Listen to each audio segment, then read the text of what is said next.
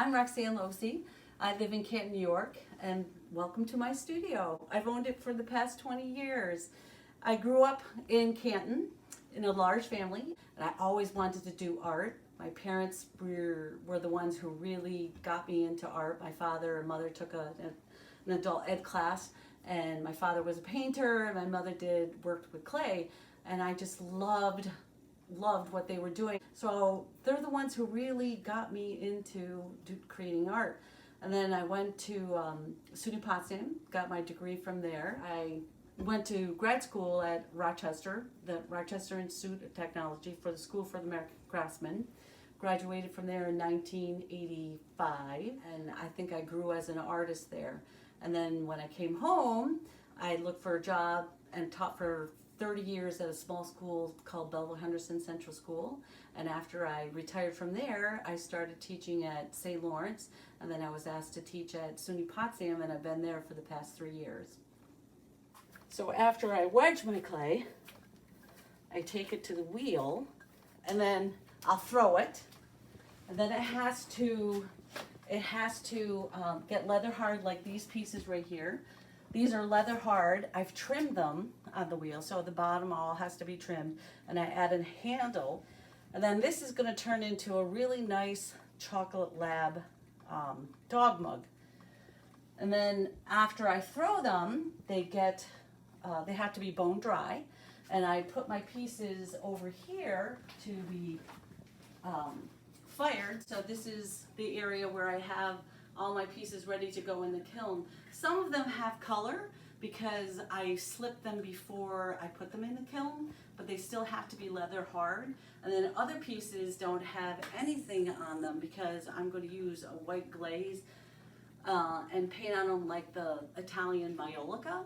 So that's a technique that I learned about when I was in grad school. I really like using it. And then other pieces have lines on them like this, and these lines will, I'll fill them with black underglaze, and then I will fire the piece, and then I will put some color back on them, and then I'll put them in the kiln again and glaze them. And these are pieces where it has the black underglaze on, and then I wash the black excess off, and then I can see the black in the inside lines, and then I can paint color on top, and then I will put a nice clear glaze on them, and they'll be ready to go in the kiln. And then after they've been glazed, they get put back in the kiln, fired a second time, and then they come out and my piece is done. When I was at RIT, I learned to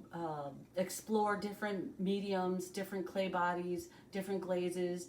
And one of my friends who was an undergraduate there was doing stuff with slip and colored slip.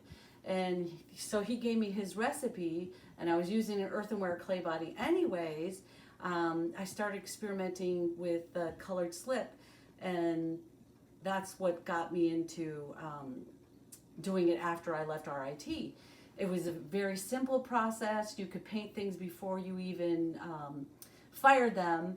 And I like using glazes. I do have pieces that have solid color glazes, but most of my work is hand painted, very colorful, I think very unique.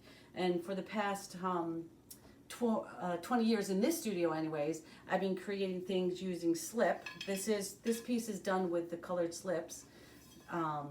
These pieces here are something completely new that I started doing after working with my kids at SUNY Potsdam. And what I do is I draw the image onto the pot first, and then I carve the lines out afterwards, and then I let it dry, and I make sure it's really smooth so that I don't have any rough edges. And then I'll go back and put a wash of color on it, and then I will put a clear glaze on and put them in the kiln and fire them. So I love the process because they make the design and the color looks like it's really old. Almost like a drawing. So that's why I really like this process, and I find that all of my designs really work well in it. And then these pieces here are done with a white glaze, and then I take, again, washes of color, and I paint on them, which also makes them look very 2D dimensional, like a drawing. And all my images really work well with this way of decorating. So I like using all three styles, and I go to all of them now. It breaks up the monotony of just using colored slip.